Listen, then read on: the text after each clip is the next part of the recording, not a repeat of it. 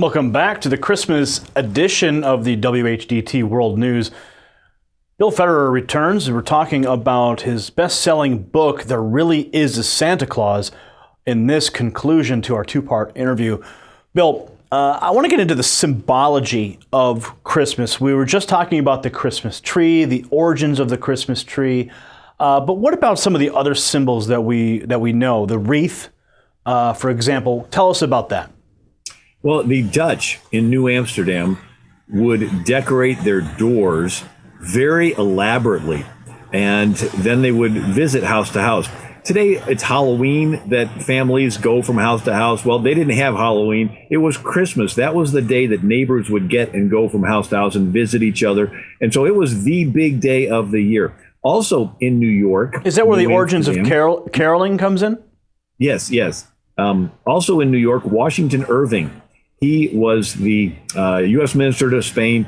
He wrote Legend of Sleepy Hollow and Rip Van Winkle and Dietrich Knickerbocker's History of New York from the beginning of the Dutch dynasty. And so Dietrich Knickerbocker was a made-up pen name.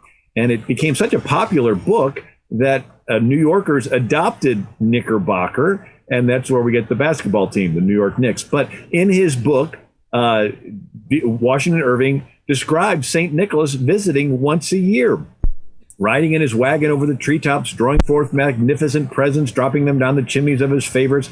But he describes him no longer dressed as a bishop, like he still is to this day in Holland, but he swaps out his clothes for a typical Dutch outfit of long trunk hose, boots, leather belt, and a stocking hat. And then we see that in New York, it was a Hebrew professor, an Anglican, named Clement Moore. And in 1823, he writes a poem for his children.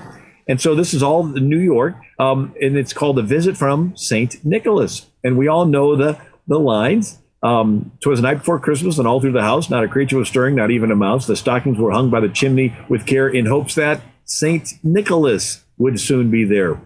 And when, what to my eyes wondering shall appear, but a miniature sleigh and 8 tiny reindeer, and with a little old driver, so lively and quick, I knew in a moment it must be Saint Nick. And so we begin to see him shrunk in size. He was dressed in fur from his head to his foot, and his clothes were all tarnished with ashes and soot. A bundle of toys he had flung on his back, and he looked like a peddler opening his sack. His eyes how they twinkled, his temples how merry, his cheeks were like roses, his nose like a cherry, a droll little mouth drawn up like a bow, and the beard of his chin was white as snow. The stump of a pipe he held tight in his teeth, and the smoke had encircled his head like a wreath. And you're saying, wait a second, when did he take up tobacco? I mean, that came from the American Indians, shipping it back to England. Anyway, a broad little face and a round little belly that shook when he laughed like a bowl full of jelly. So now he's sort of shrunk in size, and he's like an elf, but he's still St. Nicholas. And then we see Thomas Nast was the illustrator for Harper's Weekly magazine. He's the one who invented the Republican elephant and the Democrat mule for his political cartoons. Well, Thomas Nast did illustrations during the Civil War. And he's the first, and he has St. Nicholas addressing the Union troops with a North Pole sign in the background. And so this is the first time there's a North Pole sign. Prior to then, the saints came from heaven, the celestial city, the New Jerusalem. Anyway, he did a series for McLaughlin Brothers in color. That's when he paints Santa's outfit red for the first time. Before that, it was fur. Before that, it was the bishop's outfit. And then Coca-Cola invented mass marketing. Coca-Cola is the best known trademark name in the world. And they had their artist, Haddon Sundblom, do a painting every year of Santa Claus, St. Nicholas, drinking Coca-Cola. And now he's full grown again, and twinkle in his eye, rosy cheeks, ruddy complexion, and just a huggable grandfather-y guy. But this is the image that was spread around the world, and we have today. But if you peel back the layers, it does go back to the real guy who was born in 280 AD and was loved Jesus so much that he was willing to be imprisoned under Emperor Diocletian, facing death. He preached against sexual immorality, so he would have been a confrontational preacher. He stood up for the Bible against the Arius, and he was generous and gave to the poor, and he did it anonymously because he wanted the glory to go to God. So the other imagery now, stockings themselves hung by the chimney with care.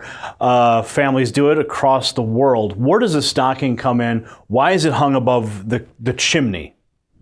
And this is sort of one of those neat things that you can actually trace back to the Greek saint. And because he threw the money in the window, to help out this family. Some say that it threw it down the chimney, or it landed in a shoe or a stocking that happened to be drying by the fireplace. And so that actually goes back to the beginning of the story and the midnight visits from St. Nicholas. What about now the Yule log? The Yule log, sort of a pagan thing, and they would burn a little bit of the log and then save it charred for the next Christmas, and then they would burn it some more. And some of that came from like the Druids, where the St. Patrick was the one who evangelized in Ireland. But the Druids believed that there was a story of a chief who made everybody extinguish their fires and would have to bring presents to the Druids to get coals to relight their fire for the next year. Patrick, of course, went to the top of the hill and built a bonfire. And so anyway, so he sort of defied the chieftain. But the idea of the fire and it being sacred and saving it for the next year, that's a pagan thing. The same with mistletoe. And yeah, let's talk about the mistletoe. Why do people hang it above a door frame or on a ceiling? And what is the significance of kissing? Fertility. And mistletoe is actually a parasite that grows on a tree. But when all the tree leaves die, the mistletoe stays green because it lasts greener than the rest. And then birds will eat the berries and drop them in another tree. I think Texas is the largest exporter of mistletoe, but it was just a fertility thing. So that's sort of more or less a pagan thing, you know. You mentioned poinsettia earlier, and we see them all over at Christmas time. My grandmother loved her poinsettias. My mother as well. Where do the poinsettias gain their symbolism and attachment to Christmas?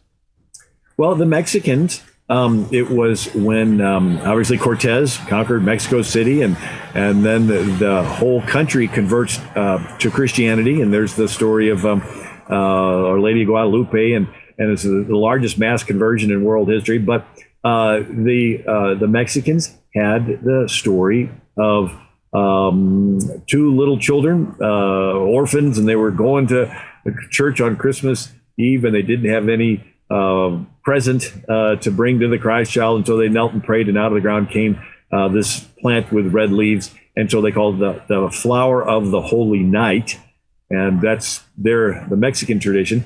Well, the U.S. ambassador to Mexico under Franklin Pierce, the fourth president, was Joel R. Poinsett, and he was from South Carolina. And he saw this flower of the holy night, and so he brought it back to South Carolina and planted it, and the plant ended up taking his name, poinsettia. Franklin Pierce, by the way, was the first president to put a Christmas tree in the White House. And every president since has done that. And then we begin to see with Herbert Hoover having a national Christmas tree, and then beginning to broadcast a Christmas address, and it comes all the way up to the present. And it was Christmas. The focus was on Christmas. I mean, it wasn't that long ago. President Bush, or matter of fact, Jimmy Carter was the first one to give a statement on Hanukkah, but it was President Bush that was the first one to have a Hanukkah lit in the White House. And so that's very, very recent. And of course, now we have Ramadan being celebrated in the White House, the Muslim event. But historically, it's been the Christmas tree and the focus on Christ. Now, what about the reindeer Rudolph? What are his origins in the Christmas story? That goes back to Jesus returning to judge the living dead, riding a white horse. The saints will come back with him riding white horses. In Norway, they didn't have horses, so he's got reindeer. And then it was just St. Nicholas with his, reindeer, but then it turned into him having a cart. And so by the time you get to Holland and then into Washington Irving's story, he's got a wagon and pulled by reindeer. And then the Clement Moore, in his poem in 1823, A Visit from St. Nicholas, he gives names to all the reindeer. And then somewhere along the line, the story of Rudolph came along. But that's one of these, it's sort of a corporate memory that, get a little different, people get to add on with their imaginations. But again, you peel back the layers, it goes back to the real guy that lived in the Asia Minor in the the 4th century. Was Rudolph part of a sales campaign for major corporation? That I'm not familiar with, but I do know that it was probably in the 1950s that was added. All right. Bill, thanks for joining us on this Christmas edition of WHDT World News. Thank you. All right. Fascinating interview, fascinating history. That was Bill Federer. He's a historian. He's also the best-selling author and host of the daily radio show, The American Minute. And his novel is There Really Is a Santa Claus, the history of St. Nicholas and Christmas holiday traditions. His newest book is coming out. It's called Change to Chains, Volume 2, The Rise of the Tyrant. Take a look for them on Amazon. It'll be available early next year. More news ahead, including the Hollywood reports and your weather on WHDT World News.